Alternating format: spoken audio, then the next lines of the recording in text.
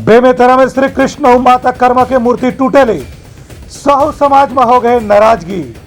समाज वाले मन दोषी के ऊपर करत हवे कार्रवाई के तुरंत मांग। बेमेतरा के सिंघौरी चौक में स्थापित श्री कृष्ण और माता कर्मा के मूर्ति ला कोनो असामाजिक तत्व द्वारा तोड़े के मामला सामने आया है। एक घटना ने प्रदेश के साहू समाज आक्रोशित है। ये मामला में किसान नेता योगेश तिवारी के कहना है कि यदि कोनो असामाजिक तत्व द्वारा माता कर्मा और श्री कृष्ण के मूर्ति ला तोड़े के प्रयास करे गए है तो पुलिस ला असामाजिक तत्व मन के खिलाफ कठोर कार्रवाई करना चाहिए। माता जी हमारे जो आराध्य देवी है साहू समाज की, उनका हाथ टूटा हुआ है और जैसी जानकारी मिली हम लोग यहाँ पहुँचे रात को तो पता चला पूरा ये टूटा हुआ है। माता हमारी जो कर्मा माता है और निश्चय ही पूरे समाज में जब व्हाट्सएप में वायरल हुआ, फेसबुक में, सोशल साइट में वायरल हुआ, पूरे समाज उद्वेलित हो गया, पूरे समाज में आक्रोशित हो गए और हम लोग जो है आज जो है यहाँ पहुँचे हैं। लगातार साहू समाज की उपेक्षा की जा रही है, लगातार साहू समाज को प्रताड़ित किया जा रहा है। इससे पहले बिरनपुर में घटना हुई थी।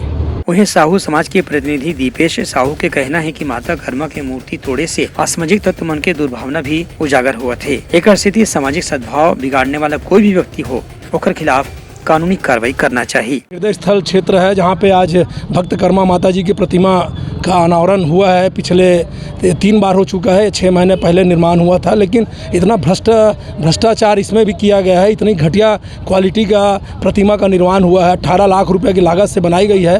हाथ टूट गया है माता जी का। आज सबका आस्था जुड़ा हुआ है, सभी समाज के लोग भक्त कर्मा माता को मानते हैं।